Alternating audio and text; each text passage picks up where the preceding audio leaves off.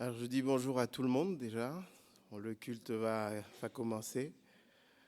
Donc nous allons commencer déjà par un moment de prière afin de remettre ces moments de réjouissance, ces moments où nous allons nous sommes rassemblés autour de notre Dieu et nous allons prier alors.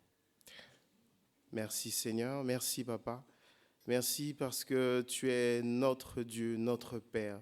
Et nous sommes tous ici rassemblés autour de toi pour t'adorer, pour t'offrir nos vies, pour t'offrir notre louange, pour t'offrir, Seigneur, ce qu'il y a de meilleur en nous, bien que nous sommes dans cette chair, dans ce corps de chair.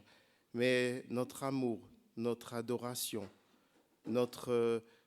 oh Seigneur, tout ce qui peut te faire plaisir, Seigneur, nous voulons te l'accorder, Seigneur, te le donner, Seigneur mon Dieu.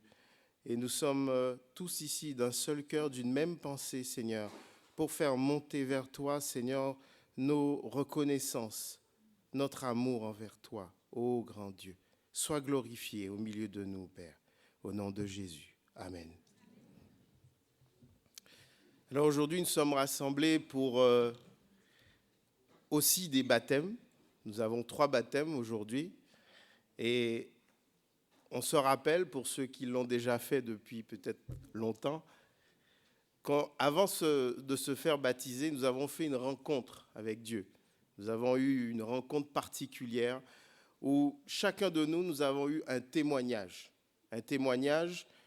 que nous avons partagé ou non. Mais aujourd'hui, nous aurons 3 témoignages qui vont encore nous édifier parce que chaque témoignage apporte sa touche particulière de comment Dieu agit dans les vies de chacun. Dieu agit tantôt d'une manière, tantôt d'une autre, et nous découvrirons encore comment il a agi dans ces 3 vies. Mais cette rencontre, nous l'avons fait parce que Dieu l'a voulu. Dieu, lui, il a agi, il s'est rapproché de nous. Je vous invite à lire un passage, Luc chapitre 15, versets 1 à 7. Donc, nous allons lire ce passage qui nous parle de cette rencontre que Dieu a fait avec nous.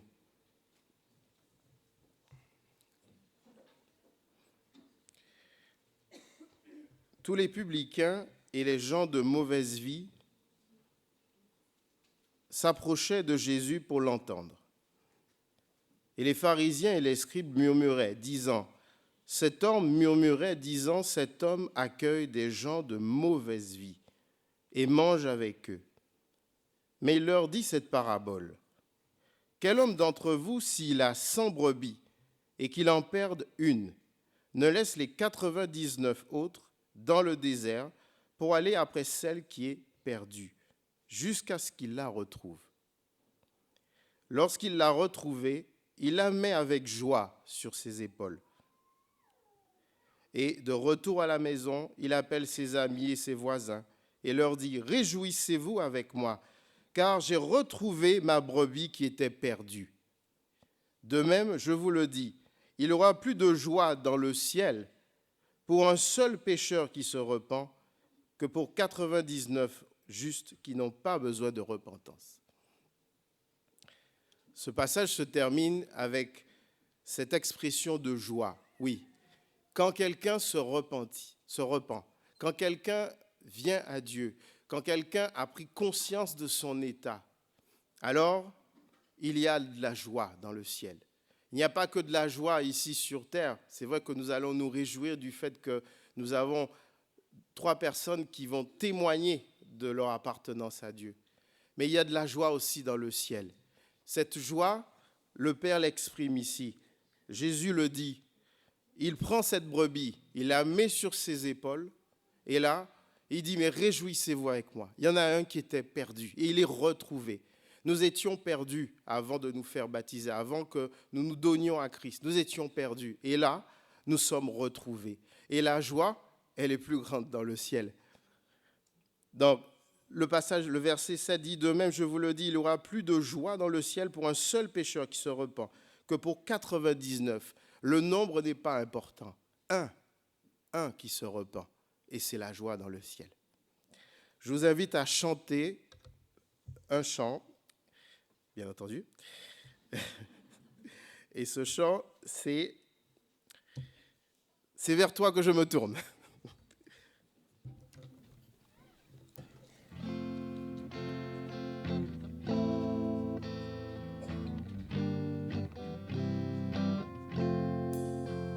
C'est vers toi que je me tourne, je veux marcher dans tes voies, je lève mes mains pour te rencontrer, mon cœur désire te chanter, pour venir célébrer ton amour, car tu es fidèle et bon.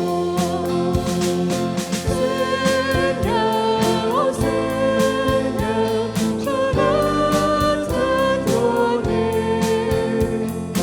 Seigneur, oh Seigneur, ma vie à jamais. Mes yeux contemplent ta gloire, l'avenir anime ma foi. Ta paix, ta joie inonde mon cœur, toi seul fais tout mon bonheur. Je veux proclamer que tu es celui qui chaque jour nous bénit. Seigneur, oh Seigneur, je veux partager. Seigneur, oh Seigneur, ton éternité.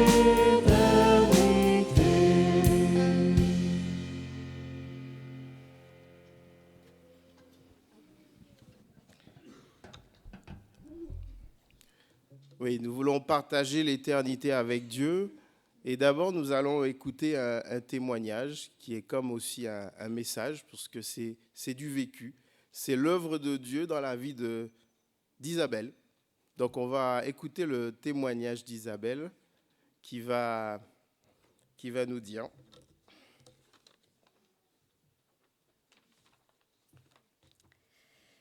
Bonjour à tous.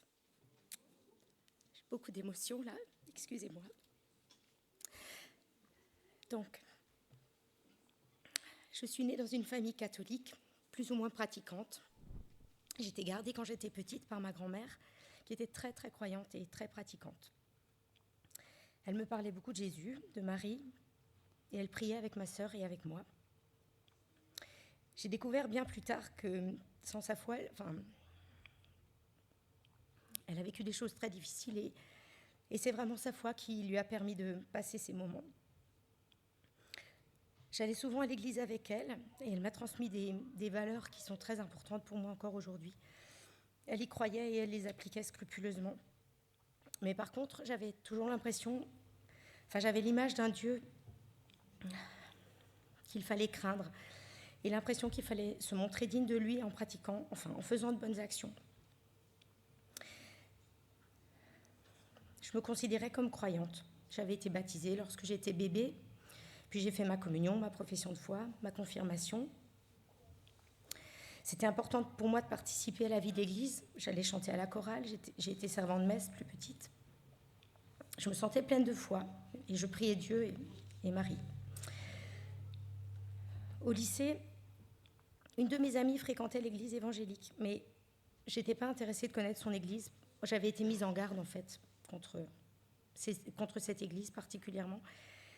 Aujourd'hui, je me dis que c'était dommage parce que c'était une amie très proche et elle était sereine, elle était pleine de confiance. Mais voilà, ça ne m'a pas encouragée à essayer de connaître son église. Une fois étudiante, je l'ai retrouvée à la faculté. Mais je me questionnais moins. Je n'allais plus à l'église, je priais par contre. Mais c'était une façon de prier très méthodique, très ritualisée. J'étais pourtant convaincue de l'existence de Dieu. Mais j'avais le sentiment qu'aller à l'église ne m'apportait rien. Je préférais prier dans mon coin. À la fin de mes études, j'ai j'ai suivi un cours qui était proposé par un pasteur et un prêtre. C'était la première fois que j'ai été intéressée de découvrir autre chose que l'Église catholique, mais je n'ai pas été plus loin. Et pourtant, il y avait une étudiante dans ma classe qui nous parlait beaucoup de Jésus. Et elle nous demandait souvent si on se rendait compte qu'il nous aimait tant qu'il était mort sur la croix pour nous.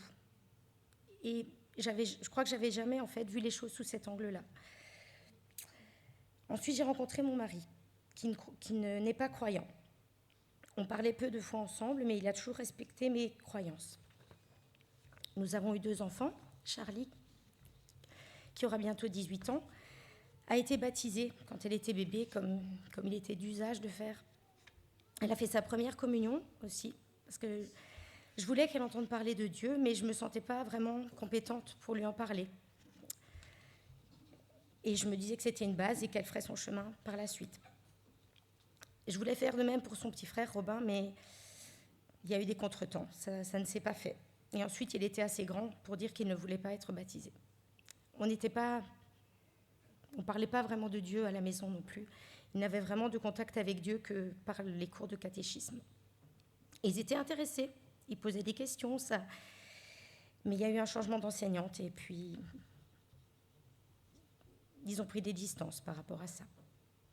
C'est dommage parce que j'aurais aimé moi pouvoir leur transmettre quelque chose que je n'étais pas en mesure de faire.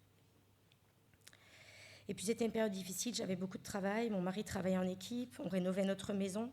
J'étais vraiment épuisée très souvent, j'avais pas beaucoup de patience avec mes enfants et je trouvais pas les mots pour leur parler de Dieu alors que je priais, mais ça en est resté là. J'ai cherché de l'aide, mais je n'avais pas d'amis qui fréquentaient l'église. Et du coup, je suis partie plutôt vers le développement personnel, le yoga. J'ai arrêté de prier. Mais c'est aussi à ce moment-là que j'ai rencontré Barbara. Et elle m'a parlé si simplement de sa foi. J'avais vraiment envie d'en savoir plus. Mais on s'est seulement croisés et on s'est éloignés. Enfin, comme on ne travaillait pas au même endroit, on s'est éloignés l'une de l'autre. J'avais beaucoup à gérer de mon côté, elle aussi, elle avait beaucoup de choses dans sa vie.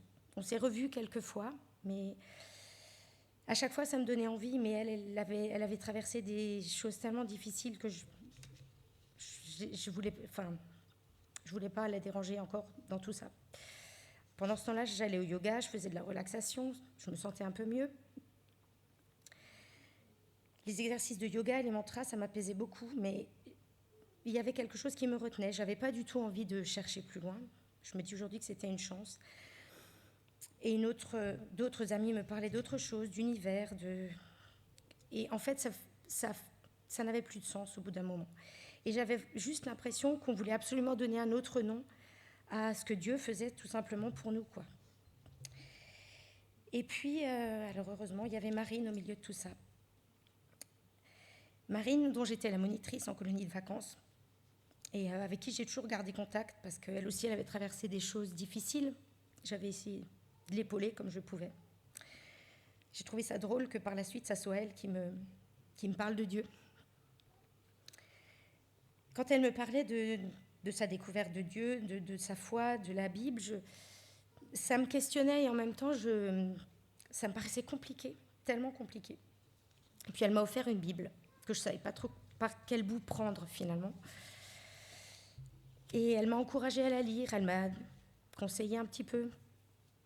Et au même moment, c'est vraiment curieux, comme comme Dieu a tout mis en même temps dans ma vie. Barbara m'a invitée à son mariage. Et puis je venais de faire la connaissance d'une autre amie, Virginie, qui m'a aussi beaucoup parlé de Jésus. C'est elle qui m'a vraiment donné envie de lire la Bible et d'en savoir plus. Avec Virginie, on a beaucoup parlé de la foi. Elle fréquentait une église de maison. Elle me partageait ses lectures, des louanges aussi. Je découvrais combien ça pouvait m'apaiser aussi, combien ça me permettait de louer le Seigneur tous les jours. Celui que j'ai choisi aujourd'hui, ça a été vraiment un cantique marquant, un chant marquant, pardon. Virginie venait de me le faire découvrir. Et quand je suis allée au mariage de Barbara, c'était le premier qu'on a chanté. Ça a vraiment été depuis mon point d'accroche, je ne sais pas. Et là, j'ai franchi le pas. Je suis allée à l'église de Barbara, d'abord. On a beaucoup parlé de Jésus aussi avec Virginie. On est allés à l'église ensemble. Elle m'a présenté une amie chrétienne, Danielle, qui répond aussi à beaucoup de mes questions. Et puis je me suis rendu compte que plus je lisais ma Bible, plus j'y trouvais de réponses et d'encouragement. J'avais jamais ressenti une telle confiance. J'avais l'impression de ne plus être seule. Je me souviens quand Virginie m'a fait découvrir le psaume 139, ça a été le début où « Éternel, tu me sondes et tu me connais. Tu sais quand je m'assieds et quand je me lève. Tu pénètres de loin ma pensée. Tu sais quand je marche et quand je me couche. Et tu pénètres toutes mes voies. Car la parole n'est pas sur ma langue que déjà, ô Éternel, tu la connais entièrement. » Ça m'a beaucoup parlé, ça me soutient constamment. Et puis elles ont continué, toutes ces amies, à me parler du baptême. Mais alors, longtemps j'ai hésité parce que j'avais l'impression qu'il fallait que je sois, je sais pas, que je lise plus ma Bible d'abord, que je connaisse plus de choses. En même temps, on avait décidé de déménager. C'était une période chargée, il y avait beaucoup d'angoisse. Je me demandais si c'était le bon choix, si le Seigneur était d'accord avec ça. Et puis j'ai confié tout ça à Jésus, en fait. Et ça m'a vraiment permis de traverser cette période difficile, d'avoir de la confiance. J'avais à cœur de trouver une église aussi, et puis il m'a conduit jusqu'à vous. Et voilà, c'est vraiment ce qui m'a décidé à franchir ce pas. Je veux vraiment lui confier ma vie. Voilà.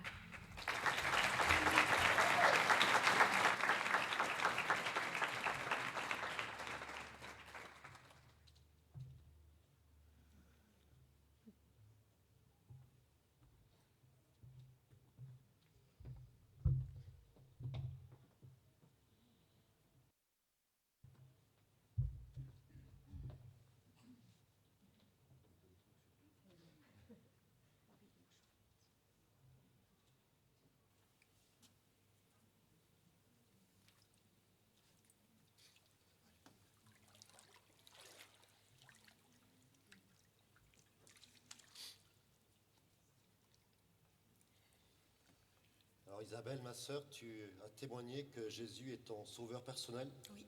Tu lui as donné ta vie. Oui. Tu veux aussi qu'il soit le Seigneur de ta vie, qu'il dirige toutes choses dans ton existence. Oui.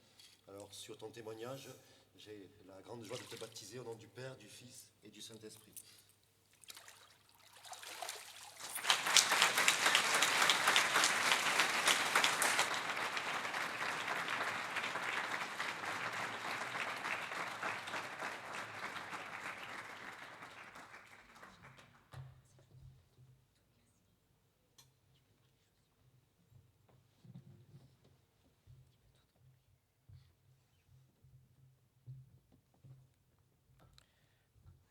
Eh oui, c'est une joie. C'est une joie de voir quelqu'un faire ce pas devant tous. Et à la suite de ce passage que nous avons lu sur cette brebis perdue, il y a une autre parabole aussi qui dit aussi la même chose. C'est celle de la drachme perdue. Cette drachme qui est le salaire d'une journée. Et cette drachme, elle a cette valeur. Comme Isabelle, elle a de la valeur. Et on voit qu'à chaque moment de sa vie, Dieu a cherché, l'a ramené, a envoyé quelqu'un, a envoyé une Bible. Dieu cherche, Dieu nous cherche. Et quand il nous trouve, c'est la joie. OK? Alors, on va chanter le chant maintenant qu'Isabelle a choisi et qui témoigne vraiment de son désir de voir Dieu la conduire, mon ancre et ma voile.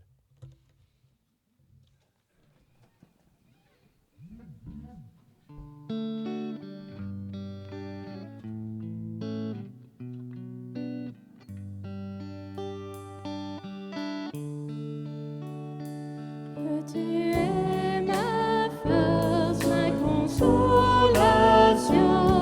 une lampe devant mes pas. Ta voix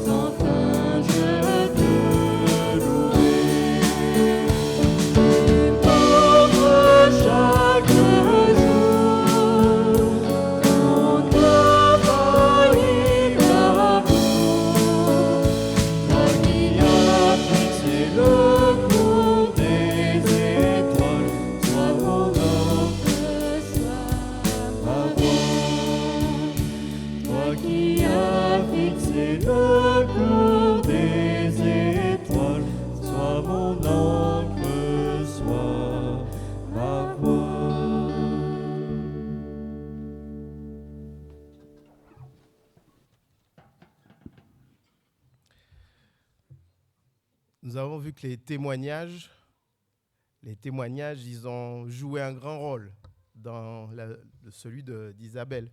Donc chacun de nous, nous sommes des témoins qui aidons à ce que l'évangile soit propagé.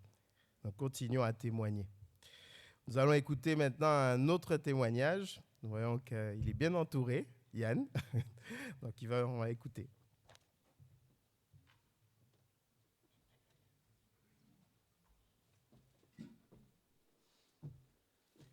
Bonjour à tous. Je m'appelle Yann Montel, j'ai 18 ans, je suis le fils de Marianne et Daniel Montel.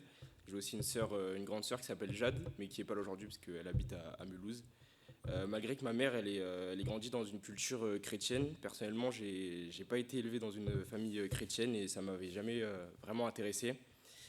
La première fois que j'ai entendu parler de Dieu, j'avais 14-15 ans et j'étais dehors avec des amis quand il y a eu 3 évangélistes qui sont venus nous parler de la parole de Dieu. Mais comme on était jeunes, on était assez immatures, donc à ce moment-là, on a préféré pas vraiment y prêter attention et y faire des blagues. Même si je ne suis pas vraiment resté indifférent à cette intervention et j'ai toujours gardé ça un peu dans un coin de la tête. Donc les années sont passées et j'ai grandi dans le monde et comme tous les jeunes de mon âge, j'ai touché un peu à toutes les addictions, mais je remercie quand même Dieu parce que j'ai été gardé de franchir certaines limites. Malgré tout ça, je me sentais pas vraiment heureux. Je ressentais au fond de moi comme un vide alors que j'avais l'impression que tout allait bien dans ma vie. J'étais pas vraiment à plaindre, mais pourtant je savais au fond de moi qu'il me manquait quelque chose. Finalement, quand j'ai dû passer en classe de première, j'ai changé de lycée pour trouver une orientation qui me plaisait plus. Et c'est à ce moment-là que je me suis retrouvé dans la plus grande des solitudes, parce que je me suis retrouvé dans un nouvel environnement avec une classe avec qui je m'entendais pas vraiment. Les cours, c'était pas trop ce à quoi je m'attendais, alors j'étais un peu au fond du gouffre. Et donc je me rendais compte surtout que en fait, mon option, ce que j'avais choisi, ça me plaisait pas du tout. Donc en fait, je savais pas où j'allais, où mon avenir, ce que j'allais devenir en fait tout simplement. Donc en fait, j'ai abandonné toute motivation pour travailler, pour faire quoi que ce soit. Je me suis renfermé sur moi-même. J'ai eu des idées assez sombres pendant pas mal de temps. Puis un jour, sans savoir expliquer comment, même si aujourd'hui je sais que j'ai été frappé par le Saint-Esprit cette nuit-là, j'ai demandé à Dieu de m'aider. Donc j'ai joint mes mains et j'ai prié à ce moment-là. J'ai demandé au Seigneur de m'enlever toutes ces idées sombres et de me redonner ma joie de vivre en fait. Et c'est à cette période-là aussi que j'ai découvert la puissance de Dieu et son esprit. Parce que en fait, la plupart de mes problèmes, ils se sont comme évaporés en fait. Il y avait tout qui allait mieux d'un coup. J'étais plus joyeux, je m'entendais mieux avec les autres et j'étais plus motivé pour tout. En parallèle, il y a ma mère en 2019 qui a été touchée par la foi et qui s'est convertie. Et forcément, je m'intéressais de plus en plus à la foi suite à la réponse à mes prières. Donc je suis allé assister à des cultes à son église. Et malheureusement, quand j'y ai été, ça m'a pas vraiment plu, j'ai pas vraiment accroché, donc j'y suis pas retourné.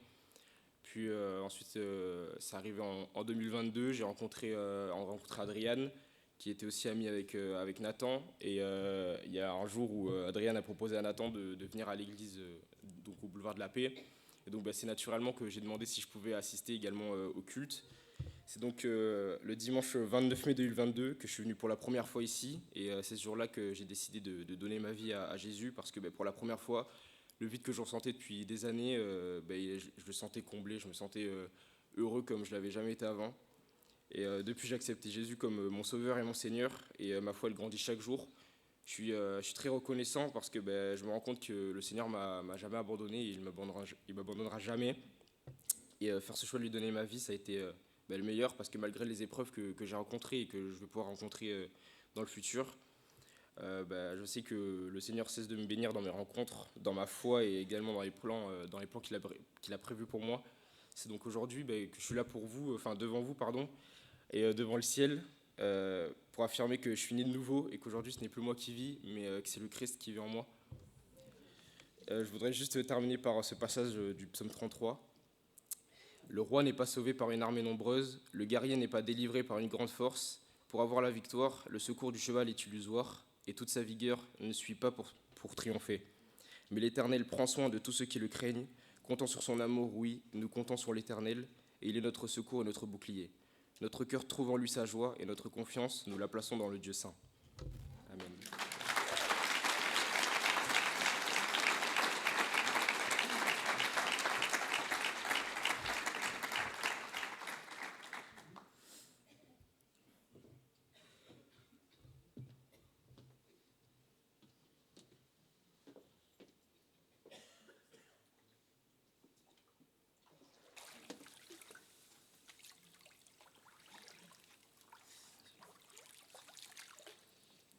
Yann, nous avons entendu ton témoignage et on s'est aperçu qu'il y avait un vide dans ta vie et que aujourd'hui tu as témoigné que ce vide, le Seigneur, il t'a rempli de son amour, de lui-même.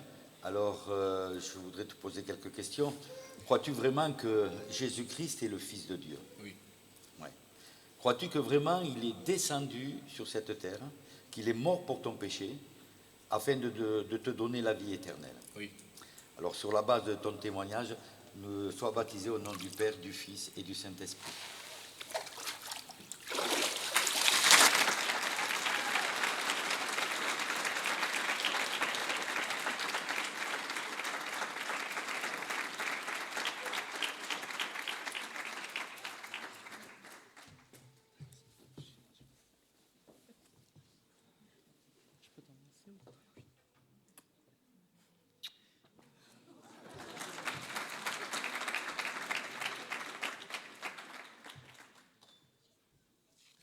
Nous aussi, on aura l'occasion de lui faire un bisou. Voilà. Il y a une troisième parabole aussi. Une troisième qui concerne le fils prodigue. Le fils prodigue, il a tout dépensé. Il a tout dépensé. Et à un moment, il s'est assis. Il s'est dit, mais je n'ai plus rien. Je ne sais plus quoi faire. J'ai besoin de retourner vers mon père. Et à travers le témoignage de Yann, on voit quand même que celui qui était perdu est retrouvé. Le Père, maintenant, il se réjouit. Amen. On va écouter le chant maintenant que Yann a choisi avec des cris de joie, donc pour montrer son envie de toujours être en relation.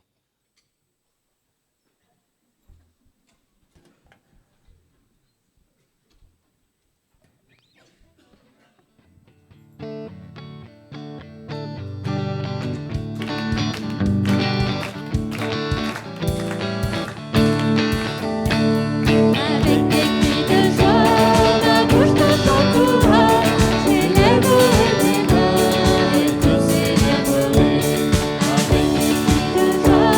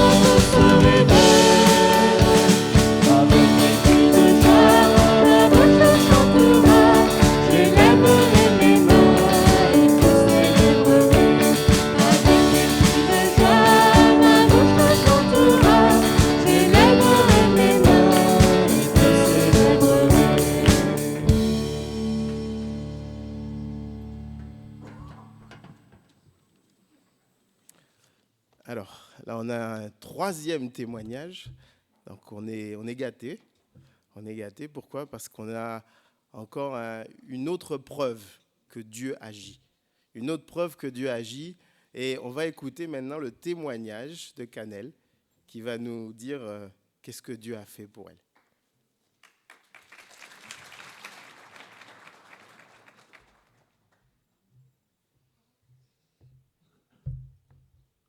Alors bonjour à tous, je m'appelle Canel, j'ai 21 ans.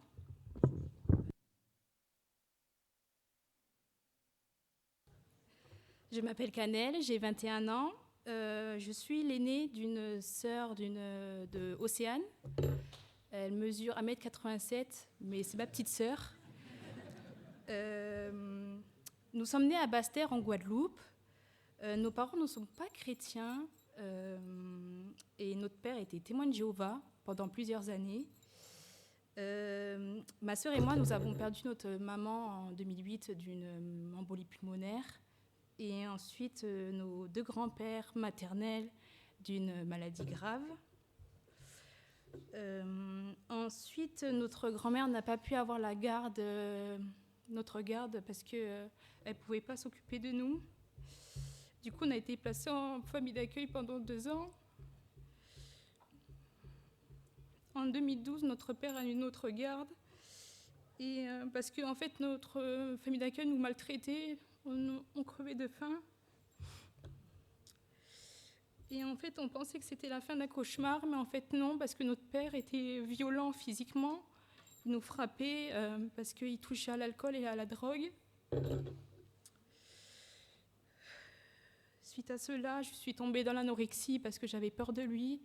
Je pesais 32 kilos pour une adolescente de 14 ans. Et quand j'étais au collège, une femme est venue dans ma classe pour parler du Seigneur. Et j'avais pas de copain à ce moment-là, donc je venais la voir tous les mardis. Et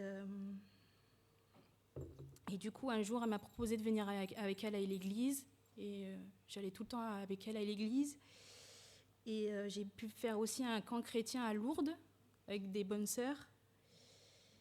Un matin, suite à des violences de mon père, j'ai eu une vision en allant au collège que moi et ma sœur, on allait avoir une nouvelle vie dans la paix et dans la joie.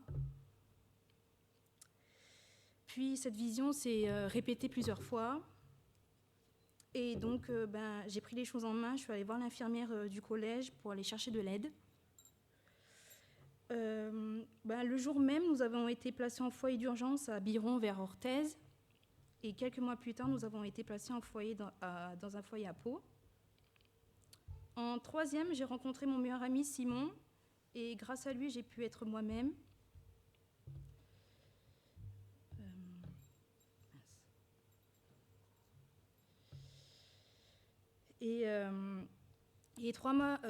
En 2017, nous sommes rentrés chez notre père, mais au final, il a rechuté, donc on a été replacés.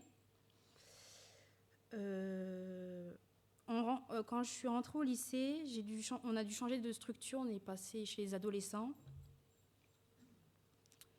Et j'ai demandé plusieurs fois au directeur du foyer pour pouvoir aller à l'église. Il a toujours refusé, parce que je n'étais pas majeure. À mes 18 ans, j'ai eu mon premier appartement en colocation avec une autre jeune du foyer. Puis 1 an plus tard, j'ai cohabité avec ma sœur. À ce moment même, elle a rencontré le Seigneur. Tous les jours, elle me posait des questions si j'étais vraiment chrétienne, alors que je lisais plus ma Bible, je priais plus et je n'allais plus à l'église. Et j'esquivais totalement les conversations avec elle.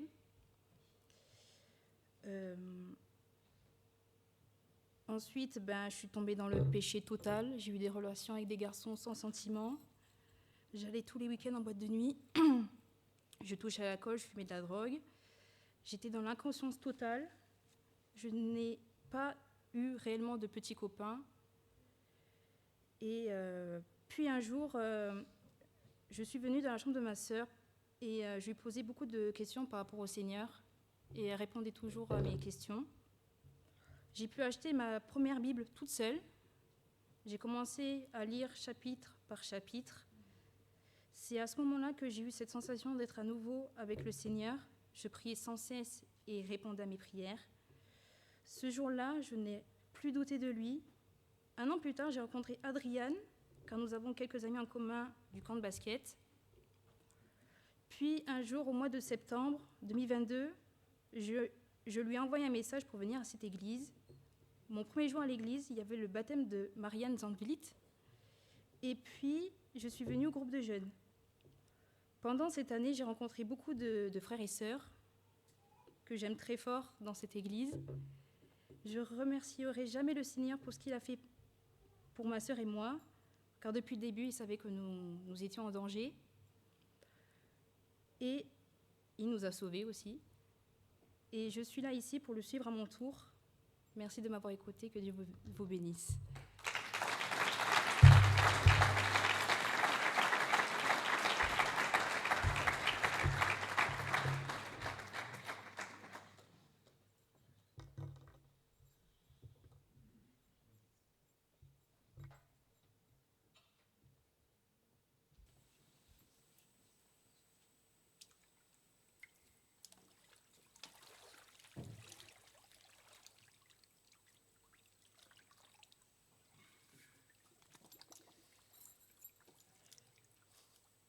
Donc Annelle, ma sœur, nous avons pu entendre ton témoignage et cette vie difficile que tu as pu avoir.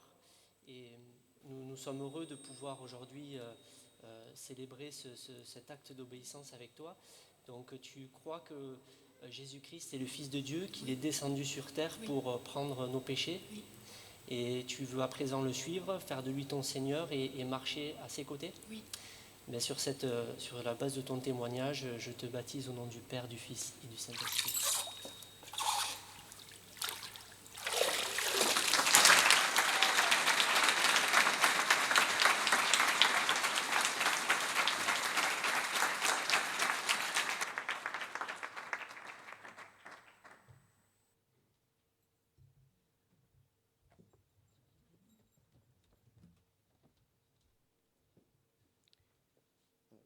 Peut-être prier de récupérer vos affaires.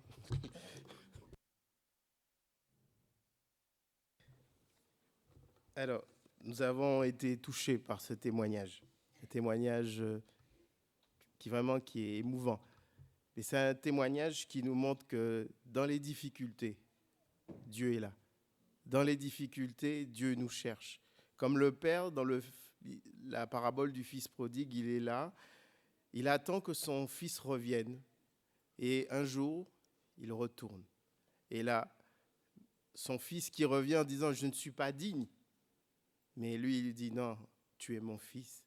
Je suis heureux de te retrouver ». Nous allons écouter le chant que Canel a choisi et qui correspond à son témoignage. C'est « Il me gardera ». Et donc, c'est bien son histoire aussi, c'est le Père qui le gardera.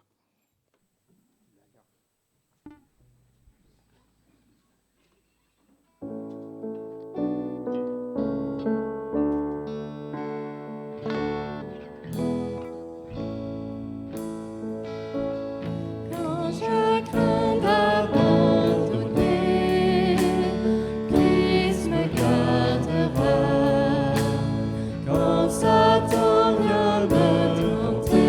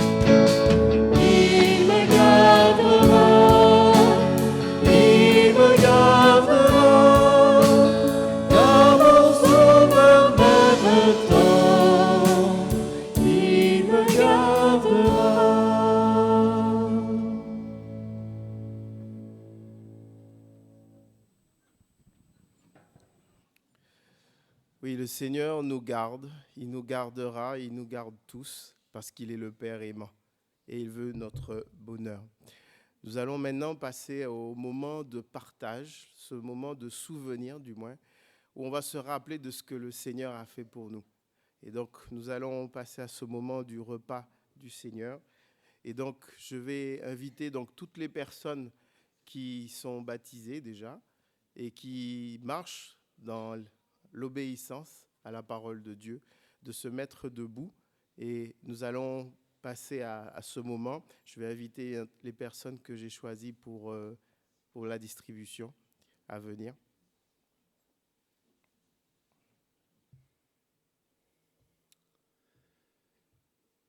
Mes frères et mes sœurs, en cet instant, avant de partager le pain du Christ, rappelons-nous tout ce qu'il a fait pour nous et prenons un instant pour prier tous ensemble. Seigneur, tu as donné ta vie sur la croix pour nous. Tu es allé jusqu'au bout de ta volonté. Par ton sacrifice, tu nous as tous pardonnés. Nous te remercions pour cela. Et nous voudrions prier pour que tu nous donnes toujours la force, le courage et la volonté de vivre en toi, par toi et pour toi. Tu nous gardes, tu nous protèges et nous voulons marcher avec toi en rémission de tous nos péchés. Au nom du Christ, Amen.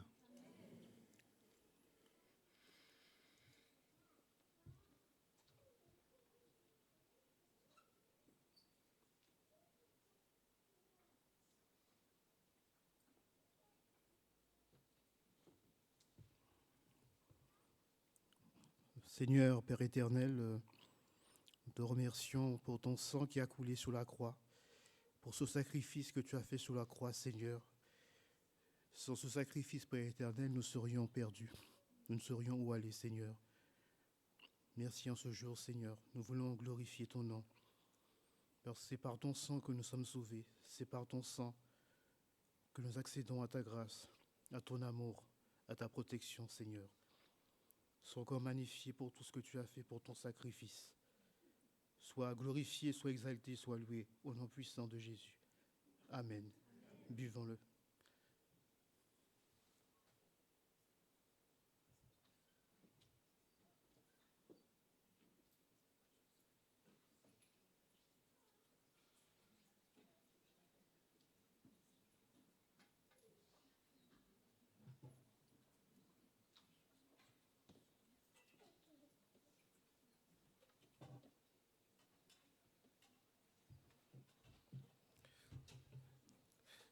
Pendant que nos frères ramassent les verres, donc je rappelle de ne pas mettre les verres l'un dans l'autre.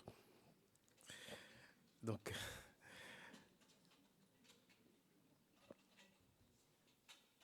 nous allons chanter un chant en attendant. La croix, c'était pour moi. Et ensuite, nous aurons le message qu'Alain a eu à cœur de nous donner.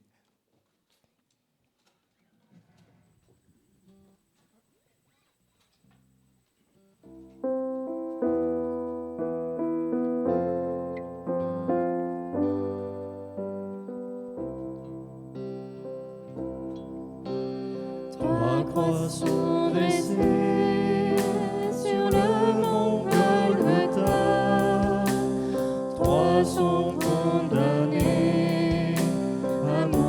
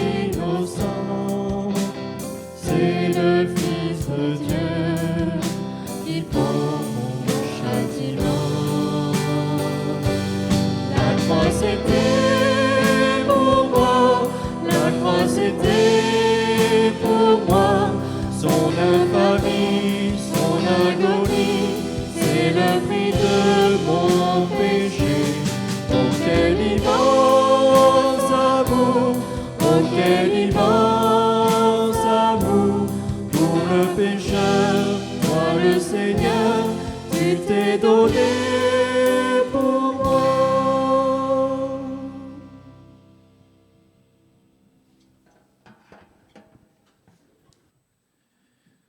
Donc, le moment est venu d'écouter ce que la parole de Dieu va nous dire. Donc, écoutons ce que Dieu a mis sur le cœur d'Alain.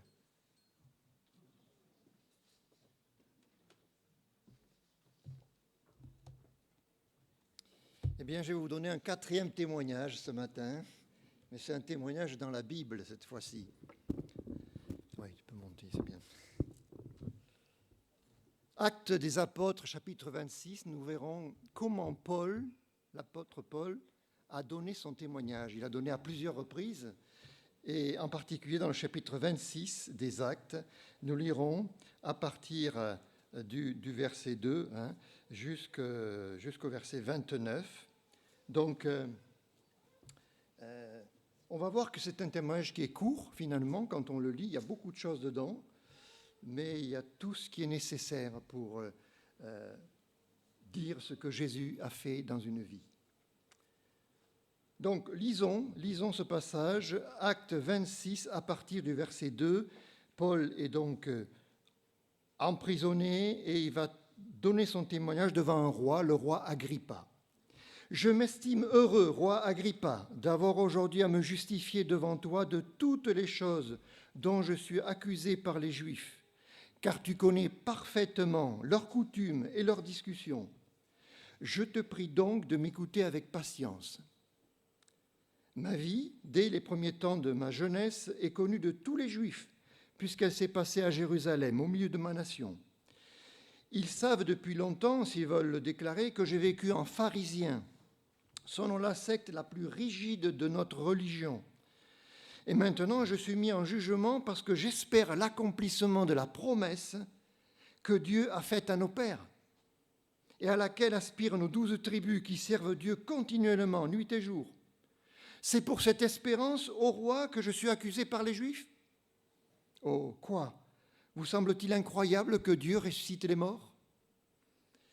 Pour moi, j'avais cru devoir agir vigoureusement contre le nom de Jésus de Nazareth. C'est ce que j'ai fait à Jérusalem. J'ai jeté en prison plusieurs des saints, ayant reçu ce pouvoir des principaux sacrificateurs. Et quand on les mettait à mort, je joignais mon suffrage à celui des autres. Je les ai souvent châtiés dans toutes les synagogues et je les forçais à blasphémer. Dans mes excès de fureur contre eux, je les persécutais même jusque dans les villes étrangères. C'est dans ce but que je me rendis à Damas, avec l'autorisation et la permission des principaux sacrificateurs. Vers le milieu du jour, au roi, je vis en chemin resplendir autour de moi et de mes compagnons une lumière venant du ciel, et dont l'éclat surpassait celui du soleil. Nous tombâmes tous par terre, et j'entendis une voix qui me parlait en hébreu, en langue hébraïque, et qui me disait « Saul, Saul, pourquoi me persécutes-tu ? Il te serait dur de régimber contre les aiguillons. » Je répondis « Qui es-tu, Seigneur ?» Et le Seigneur dit « Je suis Jésus que tu persécutes. Mais lève-toi et tiens-toi sur tes pieds, car je te suis apparu pour t'établir ministre et témoin des choses que tu as vues et de celles pour lesquelles je t'apparaîtrai. Je t'ai choisi du milieu de ce peuple et du milieu des païens vers qui je t'envoie, afin que tu leur ouvres les yeux, pour qu'ils passent des ténèbres à la lumière et de la puissance de Satan à Dieu, pour qu'ils reçoivent par la foi en moi le pardon des péchés et l'héritage avec les sanctifiés.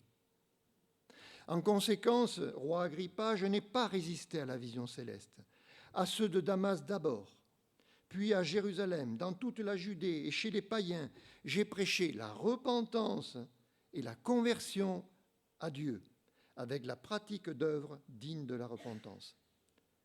Voilà pourquoi les Juifs se sont saisis de moi dans le temple et ont tâché de me faire périr. Mais, grâce au secours de Dieu, j'ai subsisté jusqu'à ce jour, rendant témoignage devant les petits et devant les grands, sans m'écarter en rien de ce que les prophètes et Moïse ont déclaré devoir arriver, savoir que le Christ souffrirait et que, ressuscité ressuscité le premier d'entre les morts, il annoncerait la lumière au peuple et aux nations. Comme il parlait ainsi pour sa justification, Festus dit à haute voix, « Tu es fou, Paul, ton grand savoir te fait déraisonner. » « Je ne suis point fou, très excellent Festus, répliqua Paul. Donc là, c'est un deuxième personnage, il y a Agrippa et Festus. Ce sont au contraire des paroles de vérité et de bon sens que je prononce. Le roi est instruit de ces choses et je lui en parle librement, car je suis persuadé qu'il n'ignore aucune, puisque ce n'est pas en cachette qu'elles se sont passées. Crois-tu au prophète, roi Agrippa? Je sais que tu y crois. Et Agrippa dit à Paul, tu vas bientôt me persuader de devenir chrétien. Paul répondit, que ce soit bientôt, que ce soit tard, plaise à Dieu que non seulement toi, mais aussi tous ceux qui m'écoutaient aujourd'hui, vous deveniez tels que je suis, à l'exception de ces liens. Donc voilà, un témoignage complet, assez court, 5-6 minutes peut-être. Donc, donner son témoignage, c'est important. Il ne suffit pas de le donner le jour de son baptême, il faut continuer à le donner, à le partager, parce qu'un témoignage, c'est du vécu. Et quelqu'un vous écoutera davantage si vous lui dites, écoute, je vais te raconter ce qui s'est passé dans ma vie. Si vous lui dites, voilà, vous arrivez avec votre grosse Bible, dites, voilà, je vais te lire dans la Bible un passage, etc. C'est pas évident que la personne va écouter, mais vous pouvez toujours partager votre témoignage. Les personnes aiment bien écouter des histoires vraies, du vécu. Surtout comme Paul, vous êtes heureux de le faire. Il dit au verset 2, « Je m'estime heureux ». Paul était content de donner son témoignage. C'est important de le faire avec joie. Et donc, on voit 3 parties dans ce témoignage. Avant, versets 4 à 12, comment j'ai rencontré Christ, versets 13 à 18, et maintenant, avec Christ, versets 19 à 29. Je crois que c'est un bon plan que vous pouvez garder en tête quand vous donnez votre témoignage. Alors, avant de voir ça, disons qu'on a 3 ou 4 défauts dans lesquels on tombe facilement quand on donne un témoignage. Premier défaut, c'est de donner trop de place à notre vie passée. Il y a des témoignages où on passe beaucoup de temps à raconter nos péchés, ce qu'on a vécu avant, etc. C'est important, mais il ne faut pas que ça prenne plus de place que le reste, parce que c'est vrai que ça peut être assez négatif, Et le danger, c'est après d'escamoter la conversion, c'est-à-dire le passage, comment je me suis converti, qu'est-ce qui s'est passé vraiment. Il faut être clair sur le salut et sur l'œuvre de Christ, toujours. Un danger dans lequel on tombe aussi, c'est peut-être de négliger de citer la Bible, de donner un bon verset qui nous a touchés et qui peut toucher les autres. Aussi, ce serait de passer sous silence les changements qui ont été opérés dans notre vie. C'est important de dire, voilà, comment j'étais avant, mais comment vous êtes maintenant? Est-ce que ça a changé quelque chose dans votre vie? C'est important. Alors, reprenons le témoignage rapidement. Avant Christ, versets 4 à 12, Paul raconte, il donne en détail un petit peu à son sujet ce qu'il était. Alors, dans son cas, il était juif, il était du parti des pharisiens, une secte rigide, très stricte. Alors, on a entendu des témoignages. Isabelle était catholique, par exemple. D'autres avaient des parents qui n'étaient pas forcément croyants. On peut être catholique, protestant, dans une secte, athée, musulman. On ne choisit pas, évidemment, le milieu dans lequel on est. Lui, donc, une secte rigide, légaliste. Une éducation sévère, peut-être aussi pour vous, des parents stricts, avec une morale, ou alors, au contraire, le laxisme. Donc, ce qui est important à relever ici, c'est que Paul, il ne critique pas sa religion. Il dit, voilà, j'ai été dans un parti religieux, strict, sévère, mais voilà, ce sont des personnes qui servent Dieu, c'est des personnes qui croient que ce qu'ils font est bien et que c'est louable. Donc il ne les critique pas, il a beaucoup de respect. Et puis c'est la même chose vis-à-vis des personnes à qui il témoigne. C'est important d'avoir du respect pour les personnes à qui vous parlez. Il s'adresse ici à un roi. Et donc, très excellent, voilà, il est très, très respectueux, c'est important aussi. Pareil, voilà, si vous êtes sorti du milieu catholique ou darbiste, il faut respecter ces personnes-là qui peut-être ont été un maillon dans la chaîne. Donc, son éducation religieuse, voilà, c'est important de dire un peu ce qu'on croit, mais aussi ce que, le contenu de notre foi, parce que Paul, ici, on voit que ce qui est le cœur de sa foi, c'est la promesse faite par Dieu, verset 6. Alors, on peut penser que c'est le Messie, mais on voit aussi qu'il parle de la résurrection, verset 8. Paul, il croit à la résurrection, c'est son espérance, l'espérance de la vie éternelle, d'une vie après la mort. Peut-être que ce n'est pas votre cas, peut-être que vous, c'était un Dieu, comme on a entendu, un Dieu qui était lointain, un Dieu qui était inaccessible, c'était un peu mon cas aussi. Hein. Voilà, peut-être vous étiez quelqu'un de pratiquant, on l'a entendu, qui avait la crainte de Dieu quand même. Pour d'autres, non, jamais entendu parler, ça ne vous intéressait pas. Donc tout ça, c'est important de le dire aussi, parce que les personnes qui vont vous écouter peuvent s'identifier à dire « Ah oui, moi je suis comme ça aussi », ou « Je suis comme ça ». Voilà. Donc si vous êtes passé par ce cheminement, eux aussi peuvent y passer et arriver au salut. L'angoisse, pas heureux, voilà, j'ai entendu tout ça ce matin aussi. Hein. D'autres, c'est, voilà, on profite de la vie, on va dans le monde, dans le péché. Ça, il faut le mentionner, parce que, voilà, beaucoup sont dans ce cas. Le comportement, maintenant, eh bien, voilà, Paul, lui, c'était un comportement violent. Il dira ailleurs, dans un autre témoignage, dans Timothée, il dira « J'étais un blasphémateur, un persécuteur et un homme violent. » C'est un sacré changement, là. Hein. Peut-être vous vous identifiez à ça aussi. Hein. Peut-être que vous aussi, on l'a entendu, peut-être c'était Yann qui disait, voilà, quand la première fois qu'il a entendu ces évangélistes, il s'est un peu moqué avec les autres, parce que bon, voilà, ça ne l'intéressait pas trop. Peut-être vous aussi, vous avez critiqué la Bible, le Seigneur. Il faut le dire aussi, voilà. Hein. Paul, lui, était un persécuteur, hein, donc c'est quelqu'un qui a vraiment combattu la foi chrétienne. Alors, comment tout ça a changé ? Eh bien, on le lit du verset 13 à 18, hein. Ça, c'est une partie très importante. Déjà, il dit, c'est arrivé à midi, c'est arrivé en plein jour, hein. C'est pas au milieu de la nuit. Dieu, il agit à la vue de tout le monde. Et donc, il n'y a pas de doute. En plus, Dieu lui a parlé en hébreu, dans sa propre langue. Hein. Et alors, évidemment, quand on lit le témoignage de Paul, on dit, moi, j'ai pas eu une vision comme ça, en plein jour, une lumière. Mais voilà, Dieu, il agit, on l'a entendu, de différentes manières. Ça, ce n'est pas, le cas de Paul n'est pas la norme, bien sûr. C'est un témoignage parmi d'autres. En tout cas, c'est important dans votre témoignage de donner des détails du comment de la conversion.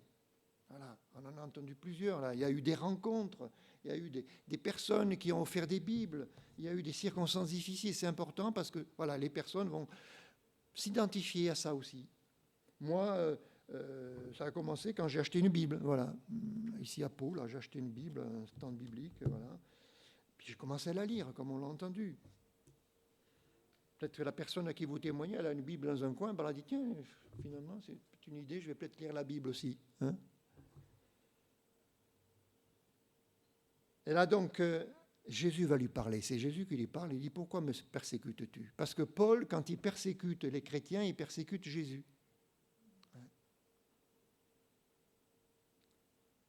S'il devait vous poser une question, Jésus, qu'est-ce qu'il vous dirait ?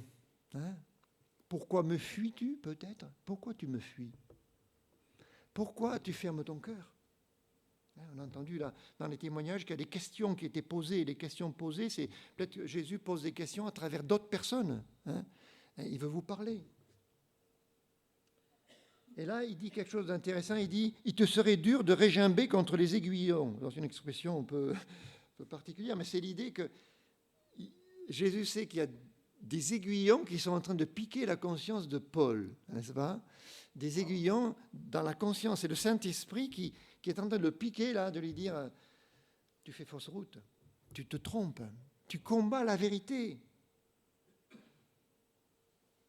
Et alors la partie importante, c'est le verset les versets 18, le verset 18, où il y a clairement le salut. C'est très important, quand vous donnez votre témoignage, de donner aussi le salut. Comment vous avez été sauvés, mais comment ces personnes peuvent être sauvées. Regardez ce qu'il dit, Jésus. Il dit, voilà, le salut, c'est ouvrir les yeux. On est aveugle sur le plan spirituel. Ouvrir les yeux. C'est passer des ténèbres à la lumière. C'est radical, hein?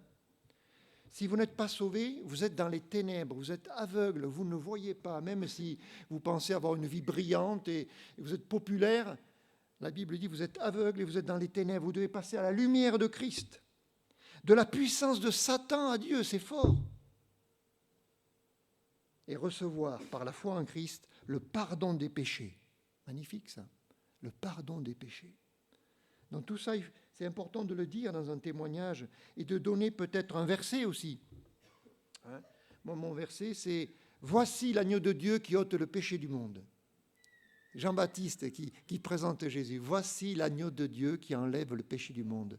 Une expression que j'entendais, moi, à la communion catholique. Vous savez, j'étais catholique, ils disent ça chaque fois, « Voici l'agneau de Dieu qui ôte le péché du monde ». Mais ce n'est pas toujours expliqué. Et là, Dieu m'a ouvert les yeux. Donc, un bon verset. Hein. Et maintenant, qu'est-ce qui a changé? Versets 19 à 23, eh bien, on voit que Paul, il n'a pas résisté.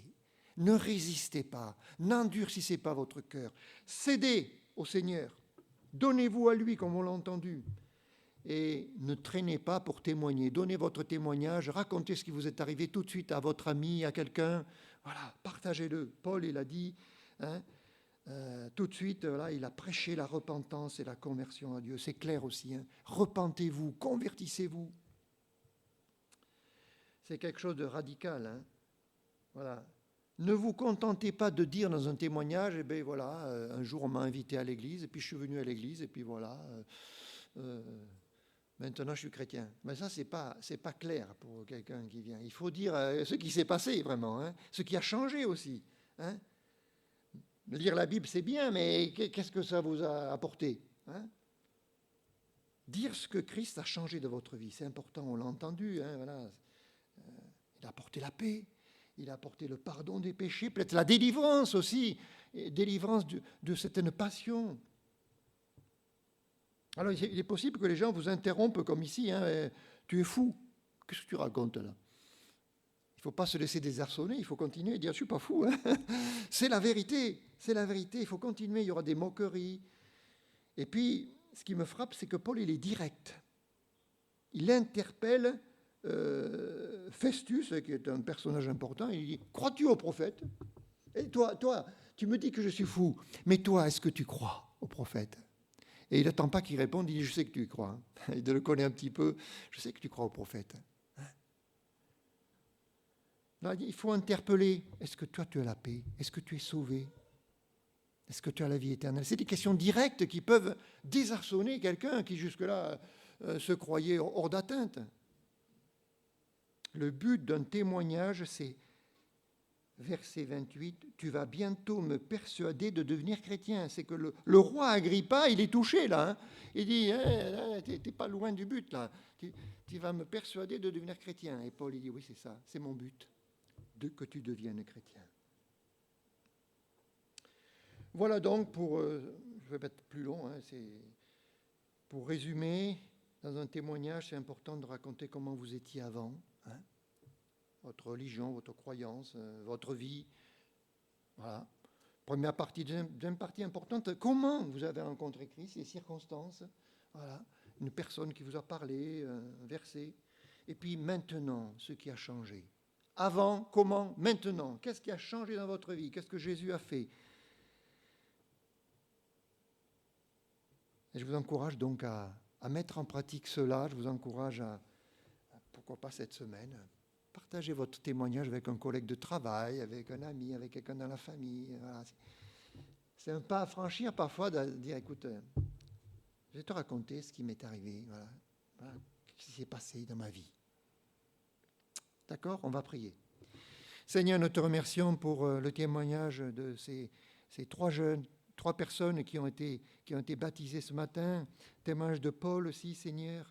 Et Seigneur, combien nous voulons laisser inspirer et interpeller par tout cela, par l'importance, Seigneur, de partager avec d'autres ton œuvre dans notre vie. Seigneur, je veux te prier ce matin pour ceux et celles qui dans cette salle ne seraient pas encore à toi, ne seraient pas encore sauvés, afin que ce matin, eh bien, suite à ces témoignages, ils prennent aussi la décision de te suivre, Seigneur, de te donner leur cœur, de te donner leur vie, et d'être lavés et pardonnés par le sang de Christ. Pendant que nous sommes recueillis dans la prière, les têtes baissées, j'aimerais vous donner l'occasion de le faire.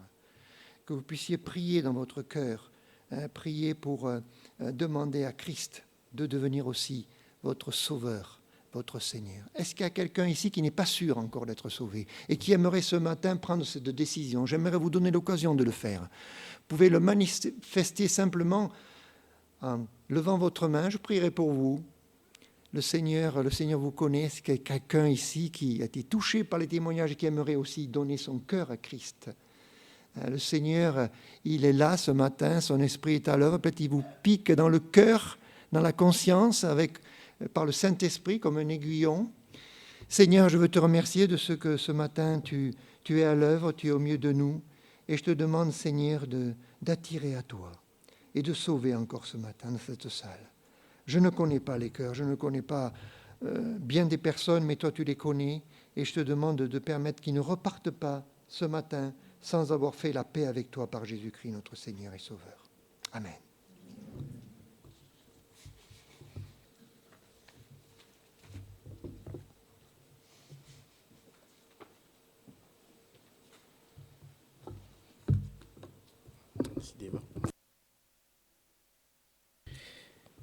Nous remercions Alain pour ce partage de ce témoignage supplémentaire, ce 4e témoignage. Voyons que Dieu est à l'œuvre et il agit tantôt d'une manière, tantôt d'une autre. Et on ne sait pas. Mais il agit aussi dans les difficultés. Vous êtes peut-être en difficulté, mais il est là. Il agit. On va clôturer par un dernier chant. Ils ne sont pas là.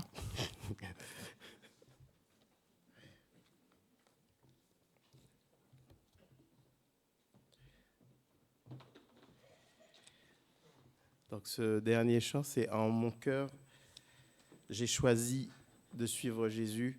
Donc nous tous, nous avons fait ce choix et nous en sommes très heureux.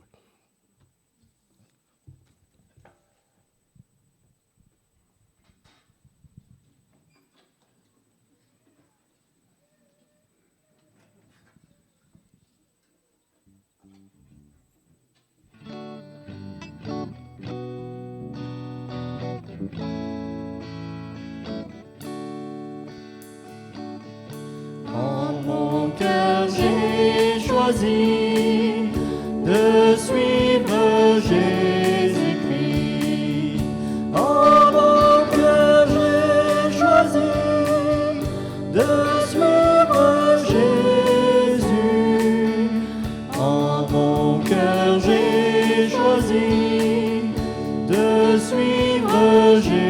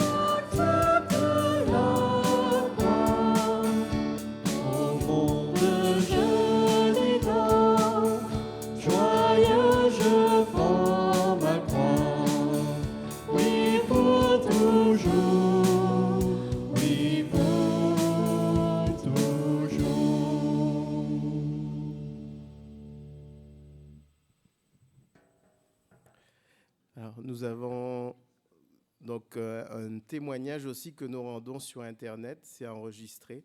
Et donc nous disons à ces personnes à la prochaine fois. Et je vais inviter donc celui qui doit donner les